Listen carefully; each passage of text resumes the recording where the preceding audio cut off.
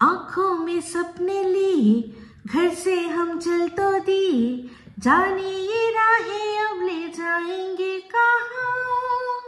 मिट्टी की खुशबू आए, पलकों में सपने लाए, पलकों में रह जाएगा यादों का जहां। मंजिल नहीं है अनजाना है कारवां, चलना अकेले है यहाँ। तन्हा दिल तन्हा सफर ढूंढे तुझे फिर क्यों नजर। तन्हा दिल तन्हा सफर ढूंढे तुझे फिर क्यों नजर। तन्हा दिल। वेलकम टू टॉक झल मिष्टी विद इप्सिता। আমি ইপসিতা, এখানে নো গালাগালি নো কিস্তি অনলি মস্তি। তো আজকের ভিডিও শোতে ইন্ট্রোডাকশনে যে গানটা গাইলাম আপনারা বুঝতেই পারছেন এই গানটা তাকে উদ্দেশ্য করে, তাকে ডেডিকেট করে আমি গাইলাম, যে কিনা এখন মনে করে, যে কিনা আমাদের বলছে যে কিছুদিন আমি নিজের মতো করে থাকতে চাই, সে একদিন হোক দুদিন হোক, আমার যখন যখন যেরকম মনে হবে, নিজের বাহন রয়েছে, নিজের আর কি ট্রান্সপোর্টেশন রয়েছে, আমি নিজে স্বাধীন, আমার যখন যেখানে মনে হবে আমি তখন সেখানে চলে যাব। তো এরকম কথা বলে বেশ কয়েকদিন ধরে বলে সেটাকে কাজে একদম ফলাতে যে বেরিয়ে গেছে, তার জন্যই আজকে এই গানটা গাইলাম। সে আর কেউ নয়, সে হচ্ছে সন্দীপ। তো সন্দীপের ভিডিওর যেটা দেখলাম, যেটা মানে কাইন্ড অফ মোটো ব্লগিং, ও বলছে পুরোপুরি না, তো মোটো ব্লগিং একটা খুব মানে খুবই খুবই খুবই ইন্টেন্স জিনিস, যেটার জন্য বেশ কিছু ইকুইপমেন্টস লাগে, বেশ কিছু আর কি আছে, মানে যেগুলো আর কি মাথায় রাখতে হয়, বলতে হয়, যেভাবে যেভাবে মোটো ব্লগিং করলে যেভাবে মানুষকে গাইড করে যেতে হয়, ও সেগুলো কিছুই করেনি, জায়গায় জায়গায় একটু একটু করে আমাদের দেখিয়েছে। তো যাই হোক, তো সন্দীপের জন্য গানটা আমি এটা ঠিকই গাইলাম, কিন্তু ওর এই ব্লগিংটা, এই সোলো মোটো ব্লগিংটা, যেটা কাইন্ড অফ মোটো ব্লগিং, সেটা কিন্তু একেবারেই আমার মনে হলো না যে হঠাৎ করে বেরিয়ে গেছি আর হঠাৎ করে দুচোখ যেদিকে যায় সেদিকে আমি চলে যাব, হ্যাঁ, এরকম কোনো রকম আমার মনে হলো না।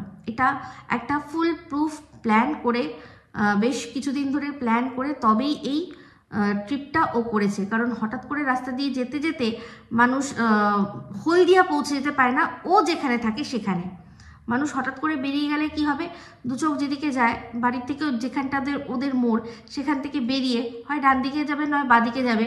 তো সেক্ষেত্রে কিন্তু যদি ডান দিক বা বাদিক যায়, সেক্ষেত্রে হলদিয়া ওরকমভাবে পড়বে না, ওকে ঠিক কোনো অন্য রাস্তা নিয়ে তবে গিয়ে হলদিয়া পৌঁছাতে হয়েছে।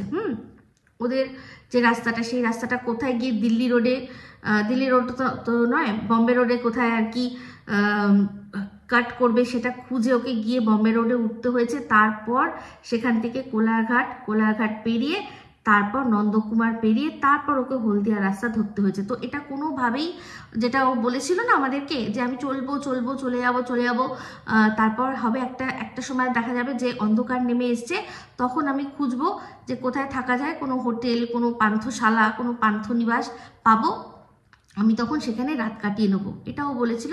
তো এটা একেবারেই নয়, কারণ ওকে দেখলেন যে যখন ও প্রথম দিনের ব্লগটা শেষ করলো, তখনও কিন্তু দিনের আলো রয়েছে। তো যাই হোক, আজকে যেটা ওই যেখানে ব্লগটা শেষ করলো সেখানটা দিয়েই বরং শুরু করি। প্রথম দিনের যেদিন বেরিয়েছিল, সেদিনকার যখন ও লাস্ট ব্লগটা শেষ করলো, সেটা ইসকনের একটা মন্দির আছে সেখানে। তারপর ইসকনের যেরকম থাকে প্রপার্টিগুলো, সেরকমই ছিল একটা। তো সেক্ষেত্রে সন্দীপ বলছে স্কন, তো ওই স্কনটা শুনে না প্রথমেই আমার কানে লেগেছে, কারণ ও নদিয়ায় যেখানে মায়াপুর রয়েছে, মানে সারা পৃথিবীতে যেটা মেন আর কি ইসকনের প্রধান যে মন্দিরটা, সেটাই মায়াপুর নদিয়া জেলার। তো সেই নদিয়া জেলার একটা ছেলে যদি ইসকনকে স্কন বলে, তো সত্যি সেটা কানে লাগারই মতো, আর সেটা খুবই দুঃখজনক। তো আশা করি ও বুঝবে যে বেশি স্টাইল করে কোনো কিছু বললে সেটা কিন্তু অনেক সময় মানেটা ঠিক দাঁড়ায় না। তো যেটা ঠিক সেটা ঠিক, যেটা ইসকন সেটা ইসকন, হ্যাঁ, যেটা তো যেমন স্কুলকে স্কুল বললে কানে লাগে, তেমনি ইসকনকে স্কন বললে খারাপ লাগবে, সেটা যেই বলুক। তো আমি সবসময় চাই যে মানুষ যাতে নিজের ভুলটা শুধরে নেয়, সেই জন্যই এটা উল্লেখ করে দিলাম। তো যাই হোক, এরকম ভুল প্রচুর সন্দীপের এখন হচ্ছে। তো সেটা ইচ্ছা করে করছে নাকি করছেই যাতে আমরা সেটাকে ওকে পয়েন্ট আউট করিয়ে দিই, সেটা ও জানে। ওর মনে কি চলছে সে তো ওই জানে, আর কে জানে? আর জানে স্বয়ং ওর বজরংবলী। তো যাই হোক, আমার মনে একটা কথা চলছে, এই যেদিন ও বেরোলো আর বলল যে এটা মঙ্গলবার মানে 24 তারিখ, 24 তারিখের কথা বললো, আমার মন বলছে যে এটা 24 তারিখ নয়, এটাও 23 তারিখ বেরিয়েছে। তো বিভিন্ন স্কুলে যে বাচ্চাদের নিয়ে যে প্রোগ্রামগুলো ক্রিসমাসের জন্য হচ্ছে সেটা কিন্তু 24 তারিখেই লাস্ট অবধি হয়েছে, লাস্ট 24 তারিখে হয়েছে। 25 তারিখ সব স্কুল বন্ধ ছিল, ঠিক আছে। তো যাই হোক, সেক্ষেত্রে বললো ও যেদিন বেরোলো সেদিন সকালবেলা দেখলাম যে মাছ দিয়ে ভাত মেখে খেয়ে ও বেরোলো। তো সেই সময় সেই দিন ও কিন্তু কোনো মঙ্গলবারের কথা উল্লেখই করেনি। প্রথমে কি হলো, যে ধনেপাতার বড়া করেছে শিলাদেবী উঠে, আর সাথে ডাল করেছে আর মাছ। ওই যে আগের দিন একটা মাছ আনা হয়েছিল, ওরা ওটা বলেছে পার্শে মাছ। তো আমার ওটা খুব সন্দেহ আছে, আমার মনে হয় ভাঙনটাকে ওদের পার্শে বলে চালিয়ে দিয়েছে। বড় সাইজের পার্শে মাছ আর ভাঙন মাছের মধ্যে ডিফারেন্স বোঝা কিন্তু খুব টাফ। তো যাই হোক, সেটা পার্শে হোক বা ভাঙন হোক, সেই মাছটাই ঝোল করেছিল আলু দিয়ে শিলাদেবী, সেইটা দিয়ে ও ভাত মেখে খেয়ে তারপর কিন্তু ও গিয়ে বজরংবলীর সামনে আশীর্বাদ নিয়েছে। তো তখনও ওর মনে পড়লো না যে আজকে মঙ্গলবার, আমি পুজো না দিয়েই বেরিয়ে যাচ্ছি, হ্যাঁ, তার উপর আমি মাছ ভাত খেয়ে নিলাম। এত বড় ভুল সন্দীপ করবে না, একদম করবে না। তো ওটা আমার মন বলছে যে এটা কিন্তু ও বেরিয়েছিল 23 তারিখ, আর 23 তারিখ ছিল সোমবার। ও তাই জন্য শিলাদেবী, অন্য হয় ভুল হতে পারে, কিন্তু যারা প্রত্যেকবার মানে এতদিন ধরে নিয়ম নিষ্ঠা করে শনি মঙ্গলটা মানছে, তারা কখনো ভুল করে খেয়ে নেবে না। হ্যাঁ, কোথাও গেল যেখানে কোনো উপায় নেই, কিছু পাওয়া যাচ্ছে না, সেদিন ঠাকুরকে বলেছে ঠাকুর এই দিনটা তুমি মাফ করে দিও, আমাদের কিছু করার নেই, সেটা আলাদা ব্যাপার। তাও আমি জানি তারা সেক্ষেত্রে শুধু যেটা পাওয়া যায়, সে যদি শুধু ভাত বাটার দিয়ে হয় সেটুকুই খাবে, ঘি দিয়ে বাটার দিয়ে সেটুকুই খাবে, কোনোদিনও ভাঙবে না এই নিয়মটা।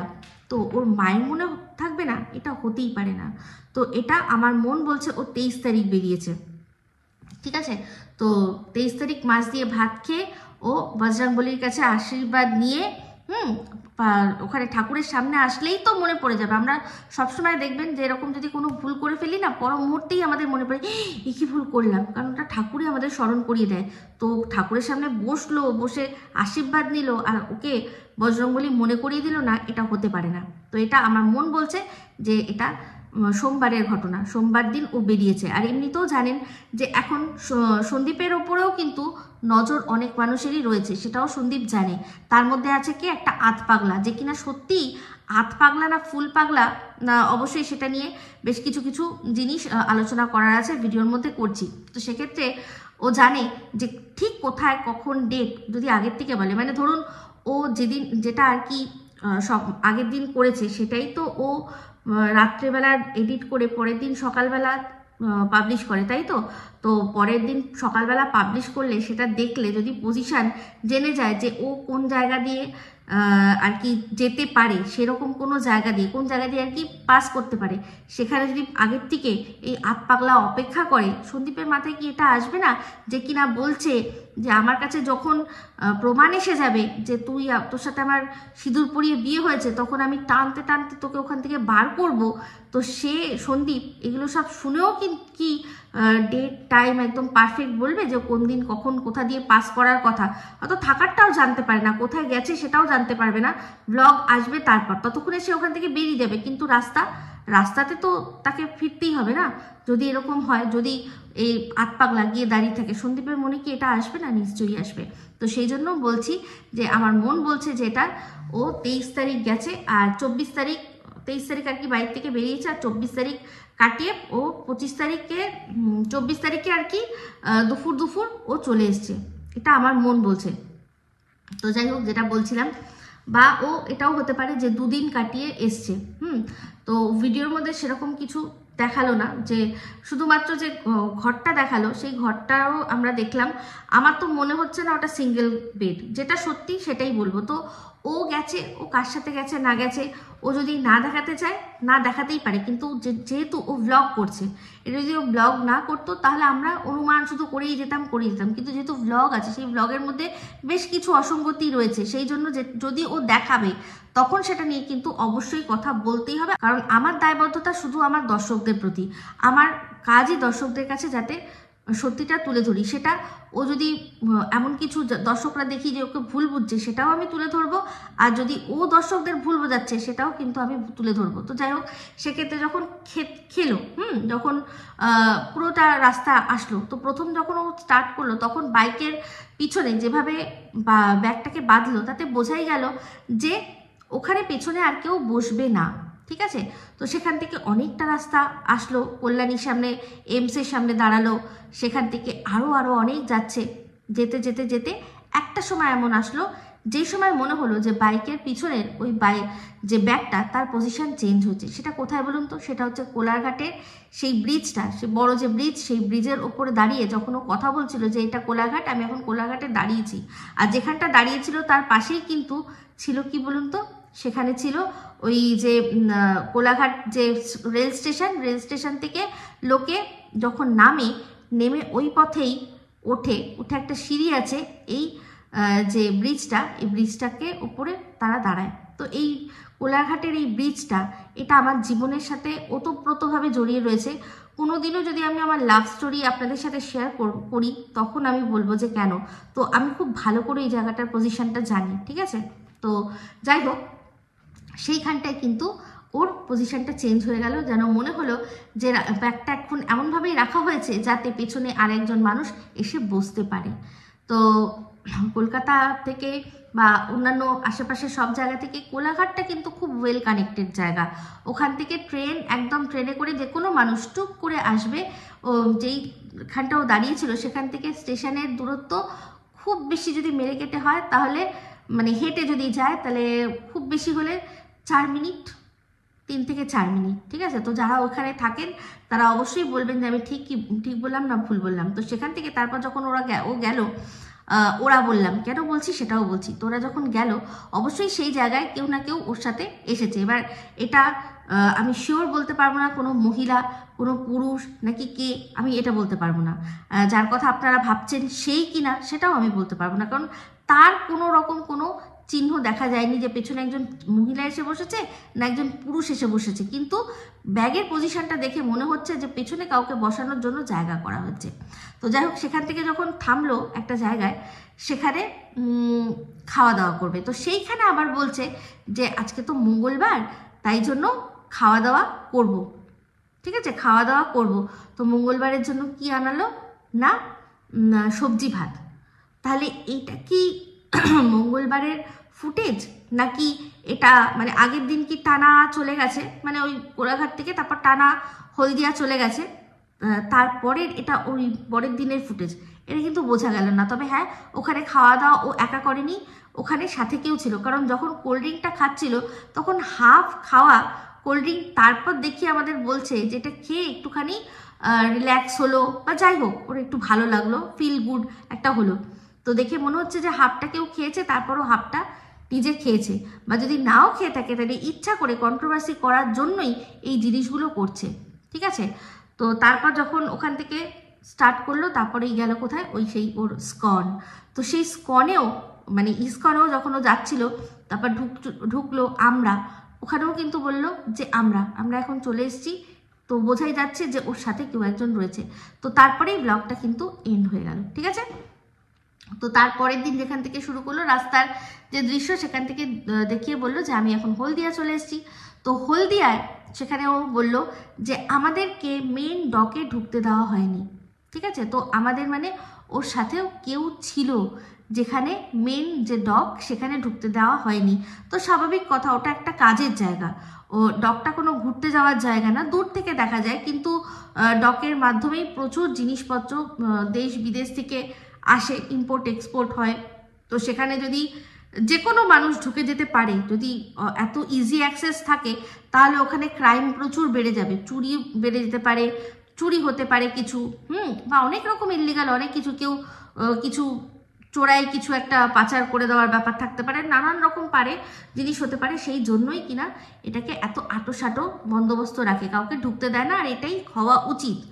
যেহেতু এগুলো হচ্ছে গিয়ে মার্চেন্ট ডক, তো এখানে সব মার্চেন্ট জিনিসপত্র যাওয়া আসা করে। আর ডক মানেই আমরা জানি সেখানে কাস্টমসের একটা ব্যাপার থাকে, বন্দোবস্ত থাকবেই।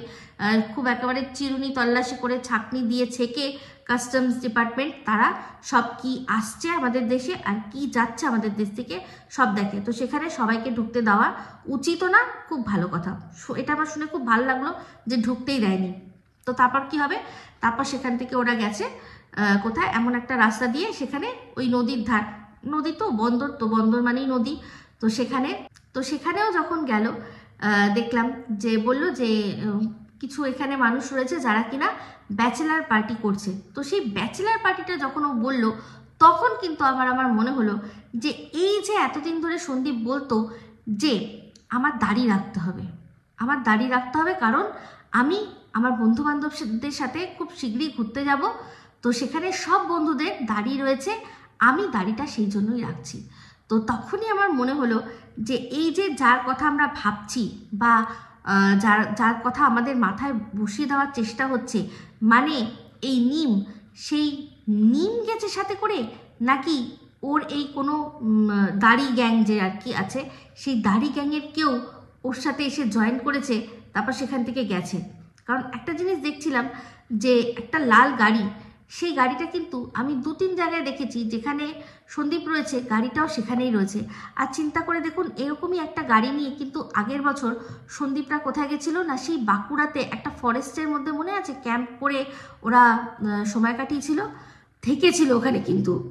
তো এক্ষেত্রে আমার মনে হচ্ছে এবছর ওরা হয়তো ওখানে ক্যাম্প করে থাকতেই পারে, কারণ সন্দীপ বলছিল যে এখানে পিকনিক হচ্ছে, তার মানে পিকনিক স্পট। তো যেখানে পিকনিক স্পট সেখানে তো ক্যাম্প খাটিয়ে থাকতেই পারে। আর ওদের কাছে আগের বছরই দেখেছিলেন যে সব রকম ব্যবস্থা রয়েছে। তো সেক্ষেত্রে এবার প্রশ্ন উঠতে পারে, যদি ক্যাম্প খাটিয়ে ওখানেই থাকবে, তাহলে সন্দীপ কেন হোটেল রুম নিল? হ্যাঁ, তো এবার এটার ক্ষেত্রে নানান কথা হতে পারে, যে হয়তো শুধুমাত্র কন্ট্রোভার্সি ছোড়ার জন্যই ও এই জিনিসগুলো করছে। তো আমার মনে হয় যে এই কন্ট্রোভার্সি ছুড়ে ওর আদেও কি কোনো লাভ হচ্ছে? আমি যতদূর জানি হচ্ছে না। তাহলে কেন এই জিনিসগুলো ও করছে? ভগবান জানে ও করছে, কেন করছে, কিসের জন্য করছে, কিচ্ছু বোঝা যাচ্ছে না, কিন্তু কোনো মাথামুন্ডু নেই, কাজগুলোর পেছনে কোনো মাথামুন্ডু নেই। তো যাই হোক, ও সেদিনকেই দেখলাম যে ও আবার কেক কিনেছে। তো কেক কিনে সেটা আমি ভাবলাম হয়তো হোটেল রুমের মধ্যে নিয়ে গিয়ে সেই কেকটাও কাটবে, কেটে খাবে। তো দেখলাম না, ওটা সোনা বাবার জন্য নিয়ে এসছে। আর যখন কেক কিনতে গেছিলো তখন ও কি করেছে না, নিজের জন্য খাবার নিয়ে এসছে। তো যাই হোক, আমার মন বলছে যে এই যে আগের বার যাদের সাথে ও ক্যাম্পিং করেছিল, তারা হয়তো ওই দিনের দিন, যেহেতু হলদিয়া থেকে কলকাতা বা এই আশেপাশের জায়গায় এমন কোনো বিষয় নয়, চলে যাওয়াই যায়। আমার হয়তো তারা মনে হচ্ছে যে তারা হয়তো ফিরে গেছে, যদি ওই দাড়ি গ্যাংয়ের সাথেই সন্দীপ থাকে, তাহলে তারা হয়তো ফিরে গেছে। সন্দীপ হয়তো ভেবেছে যে আমি একটা রাত এখানে কাটিয়ে তারপর যাব, কারণ ও বারবারই বলছিল যে আমি একটুখানি স্পেস চাই, আমি সবসময় এই একই জিনিসের মধ্যে রয়েছি, আমি একটু একা থাকতে চাই। তো হয়তো একটা রাত ও একা থেকে তারপরও গেছে। এগুলো সব যা বলছি সব পসিবিলিটি, শুধু যেগুলো শোনা গেছে 100% সত্যি সেগুলোই আপনাদের সাথে শেয়ার করলাম। বাদবাকি এটা আমার ধারণা যে এরকম কি হতে পারে, কারণ ও কিন্তু বারবার বলছিল ওই দাড়ি গ্যাংয়ের সাথে ও কোথাও একটা যাবে। তো এটাই কি সেই দাড়ি গ্যাংয়ের পিকনিক? জানি না। তো যাই হোক, আবারও একটা ভিডিও দিয়েছে কে না, মনু। তো মনু আজকে বলছে যে ওর কিছু জিনিস ভুল হয়ে গেছে। তার কারণ হচ্ছে ও যে দোকানে মানে ওর যে দোকান, সেই দোকান থেকেই ভিডিও করছিল। তো অনেকে এসে যাচ্ছিল আর কি, কাস্টমার হয়তো এসে যাচ্ছিল, তাই জন্য ওকে বারবার কাট করতে হয়েছে। তো সেই বারবার কাট করা হতেই পারে, কিন্তু তারাপীঠটা ভুল করে আদ্যাপীঠ হয়ে যাবে, ये बात कुछ हजम नहीं हुई। তো যাই হোক, ও বলছে যে আমার কাছে কোনো রকম কোনো ডকুমেন্টস আর নেই, আর কোনো রকম কোনো প্রমাণ নেই যে এই ঝিমি আমার বউ। আমি এটা পারবো না, কারণ যে ভিডিওগুলো বা যে ছবিগুলো ছিল, যে ফোনের মধ্যে ছিল, সেটা তো ঝিম সাহার আর কি বাবার কাছে রয়েছে, আর সে তো দেবে না।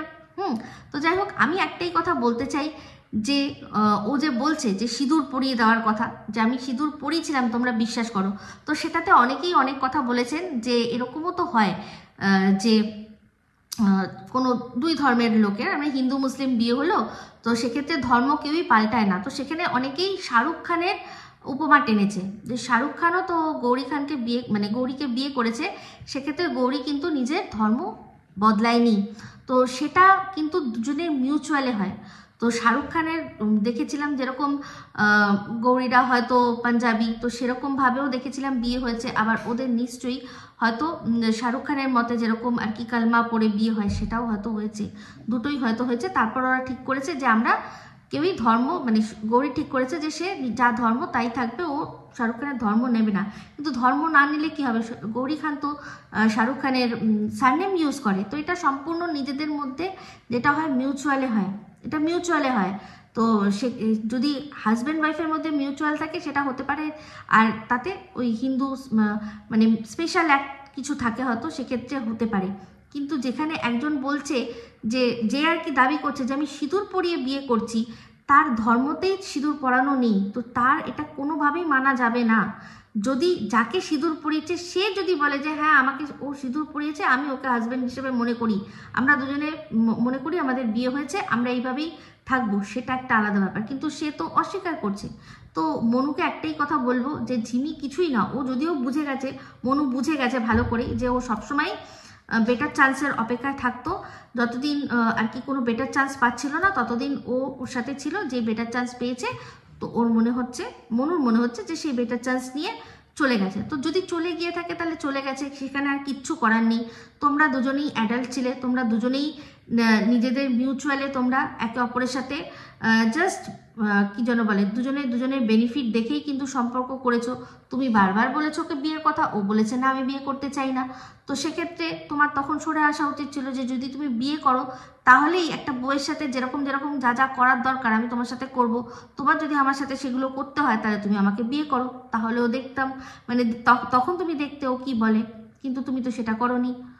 তুমি একটা স্বামী স্ত্রী যেরকম যা যা করার তোমরা সেরকম করেছো, অথচ বিয়ে করোনি। সেক্ষেত্রে ও তো এটাকে যদি মনে করে যে আমার কোনো ব্যাপার না, আমার এটা কোনো ব্যাপার না, আমি এরকমভাবেই সম্পর্ক, লিভ ইনের টাইপের সম্পর্ক রেখেছি। তো লিভ ইনের বিষয় তো কোনো এরকমই থাকে যে যতক্ষণ সম্পর্ক আছে সম্পর্ক, যখন আমি তোমাকে বলবো যে টাটা বাই বাই এখন আর ভাল লাগছে না, তোমাকে তখন সরে আসতে হবে। এটাই তো এই সম্পর্কের প্রধান শর্ত থাকে। তুমি যদি এখন তাও সেটাকে জোর করে আটকে রাখো, বা এখন এটা তোমরা নাটকের জন্য করছো, যাই করো না কেন সেটা বড্ড ফ্লপ হচ্ছে।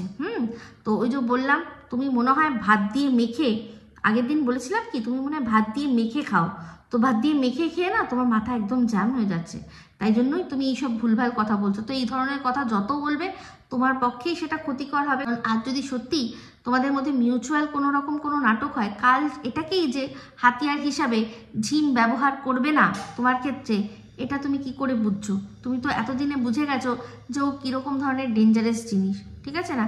যে নিজের মানে বিয়ে করা বরের হয়নি, যে কিনা নিজের বাচ্চার হয়নি, সে তোমার কি হবে, সে অন্যেরই বা কী হবে। তো যাই হোক, ও হয়তো এখন ওর জন্য পারফেক্ট ম্যাচ পেয়ে গেছে, হয়তো ওরই মতো সেও বিয়ে করতে চায় না, বিয়ে না করেই বিয়ের সব মজা নিতে চায়।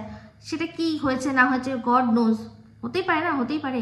ও হয়তো এখন তারপর হচ্ছে গিয়ে ও এখন দেখেছো একজনের সাথে কথা বলেছে, জাস্ট কথা বলে তার সাথে কি করেছে, তার সাথে ভালো রকম সব জিনিসটা বুঝে নিয়েছে যে ইউটিউবে কি করে সাকসেস পেতে হয়।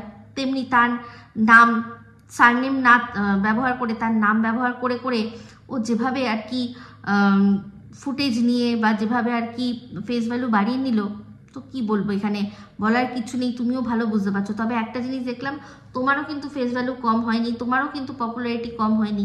তো আমার মনে হয় তুমি এখন ভালো করে নিজের বাবা মায়ের দেখা কোনো মেয়ের সাথে বিয়ে করে তুমি বরং নিজে ব্লগ করো, যা করছো করছো, তোমার বউয়ের সাথে বউকে আলাপ করিয়ে তাকে তোমার এই যে যা যেটুকু হয়েছে ভিউজ হচ্ছে সেগুলো দিয়ে তুমি বরং সেখান থেকে ব্লগ করে দেখিয়ে দাও, ঝিম শাহকে দেখিয়ে দাও যে ঝিম শাহ মানে তোমার মতো একজনকে সে ছেড়ে দিয়ে কি ভুলটা করলো, তুমি কত বেটার পেয়েছো। এটাই তো হওয়া উচিত। কারণ সবসময় যখন জানবে যে প্রত্যেকটা মানুষের কিন্তু প্রমোশন হওয়ার কথা, তাই না? এই যে দুজনের সম্পর্কে আমরা কথা বলছি, টিন আর সন্দীপ, সেখানে টিনেরও দেখেছো যে ওর কিন্তু পজিশন লুজই হয়েছে, মানে সন্দীপের থেকে বেরিয়ে ও যাকে হাতটা ধরেছে সে কিন্তু সন্দীপের কোনো ধারে পাশে আসতে পারেনি, কোনোভাবেই নয়। তার না চরিত্র, না ইনকাম, না সে রেসপন্সিবিলিটির দিক দিয়ে, কোনো দিক দিয়ে কিচ্ছু না। আশা করি বোঝাতে পারলাম। তো যাই হোক, তো আমার তো মনে হয় এটাই ভালো হবে, তুমি বেটার কাউকে পেয়ে তার সাথে জীবন কাটাও, তাহলেই ভালো হবে, তাই না? তো যাই হোক, সন্দীপের ভিডিওর মধ্যে দেখলাম যে ও তাড়াহুড়ো করে বাড়িতে চলে এসছে, আর ও বললো যেদিন এসছে সেদিন হচ্ছে গিয়ে 25 তারিখ ও বলল। তো যাই হোক, ওখানে যে চার্জ বা যা দেখা যাচ্ছিল তাতে দেখে কিন্তু 25 তারিখ বোঝার কোনো উপায় নেই, কারণ 24 তারিখেই কিন্তু সবচেয়ে বেশি ভিড়টা হয়। 24 তারিখ, 25 তারিখেও হয়, মানে 24 তারিখে রাত্রেই কিন্তু 12টা বাজলে ক্রিসমাসটা হয়। তো সেই দিনই কিন্তু সবাই এটাকে ক্রিসমাস, মেরি ক্রিসমাস, ওই রাত 12টায় ক্রিসমাস হলো, তারপর সেটাকে পালন করে। তো জানি না কি বিষয়, আমার যেটা মনে হলো সেটাই আপনাদের সাথে শেয়ার করলাম। তো সন্দীপ তাড়াতাড়ি বাড়ি ফিরে এসছে। তবে একটা কথা কিন্তু এই পুরো ঘটনাতে পরিষ্কার করে সবার সামনে চলে আসলো যে সন্দীপের কোনো সিক্রেট রুম নেই। যদি সিক্রেট রুম থাকতো তাহলে কিন্তু এই এত তামঝাম করে, এত রিস্ক নিয়ে যে কে দেখবে কে না দেখবে এইসব চিন্তা করে তাকে হলদিয়া যেতে হতো না, ঠিক আছে? তো এদিকে আরও একটা বিশাল কেস হয়েছে। সেটা কি? সেটা হচ্ছে এই মিম, এই বা ঝিম বা নিম, যাই হোক, সে কমিউনিটি পোস্টে যে ছবিগুলো দিয়েছে সেই ছবিগুলো দেখে পুরো মনে হচ্ছে যে সন্দীপ যে রাস্তাটা দেখিয়েছে সেই রাস্তাটা, এই রাস্তাটা দুটোই কিন্তু এক। এবার এটা কাকতালীয় হতে পারে, তবে এতটা কাকতালীয় হবে কি? তো এটুকু সত্যি যে সন্দীপ যদি না বলতো তাহলে কিন্তু ঝিমের পক্ষে জানা সম্ভব নয় যে সন্দীপ কোথায় যাচ্ছে। তো জানি না, এই বিষয়টা যেটা দেখছি সেটা তো বলতেই হবে। যদি এরা প্রি প্ল্যান করে যদি ওরা মিট করার কথা ভেবে থাকে তাহলে হয়তো মিট করতেই পারে। তাহলে কিন্তু এটা সত্যি যে সন্দীপের বাড়িতে কোনো সিক্রেট রুম নেই। আর এই যে বারবার করে সবাই বলে যে সন্দীপের মা খেটে তার আর কি এই যে উডবি বলে দিয়েছে না, তো দালাল তো বলে দালালের তো এটা পোষা বৌদি, তো সেই পোষা বৌদি ঘরে রয়েছে আর সন্দীপের মা খাটছে, এই যে কথাগুলো বলে, তাহলে বুঝতে পারছেন তো সব তালে মিথ্যে। যদি সত্যিই সিক্রেট রুম থাকতো তাহলে সন্দীপের আবার কি যাওয়ার প্রয়োজন পড়তো অন্য কোথাও যাওয়ার প্রয়োজন পড়তো কি? হ্যাঁ, তাও যদি মানতাম যে বিশাল কোনো দারুণ কোনো হোটেল, সেই হোটেলে গিয়ে সময় কাটানো, মানে বিশাল কোনো ল্যাভলিয়াসলি ব্যাপার, ওরকম তো কিছু না, একটা নর্মাল হোটেল নিয়েছে দেখলাম সন্দীপ। তো সেক্ষেত্রে বুঝতেই পারা যাচ্ছে যে কোনো সিক্রেট রুম সন্দীপের নেই। আর এই যে পিকনিক বা এই যে যাওয়াটা, এটা ওদের দাড়ি গ্যাংয়েরও হতে পারে। এইবার সন্দীপের কাছ থেকে ও যেহেতু ঝিম বলেছিল যে আমি ওর সাথে কথা বলি, আমার যদি আবার মনে হয় আমি কথা বলবো, সেক্ষেত্রে যদি সন্দীপ বলে তো আমি যাচ্ছি, তো ও যদি পিছন চলে আসে, বা ওর মালকিনরা যারা কিনা এখন এই জিনিসটা নিয়ে হাইলাইট করছে, তারা যদি বলেই দেয় যে, তারা যদি বলে তোমাকে যেতে হবে, ও যেখানে যাচ্ছে তোমাকে সেখানে যেতে হবে, গিয়ে তুমি ছবি তুলবে, কি ওর সাথে যদি নাও পারো তুমি ও যেখানে যাবে সেরকম খুঁজে তুমিও গিয়ে ওখানে আশেপাশে ছবি তুলো, তাই না? তো যাই হোক, ওর ছবিগুলো দেখে মনে হচ্ছিল যে ছবিগুলো কে তুলে দিয়েছে, ওরও সাথে নিশ্চয়ই কেউ না কেউ ছিল, তাই না? ও কিন্তু তাকে দেখায়নি।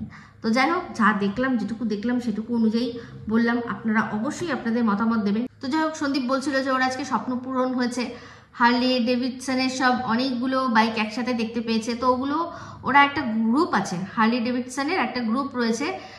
তো দেশের অনেক জায়গাতেই যারা আর কি হার্লি ডেভিডসন আছে তারা সব একসাথে রাইড করে। যেমন গোয়াতে একটা প্রত্যেক বছর রাইড হয়, যেখানে সব মানে দেশের যে বিভিন্ন প্রান্ত থেকে হার্লি ডেভিডসন রাইডার যারা আছে তাদের তারা বাইক নিয়ে আসে, নিয়ে তারা রাইড করে।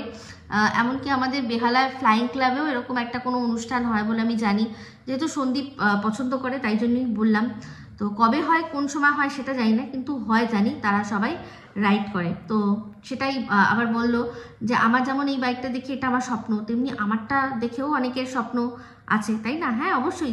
দেখলে না যে ওই একটা ফোকলা, সেই ফোকলার তো তোমার জিনিসটার ওপরেই তো নজরটা ছিল, তাই না?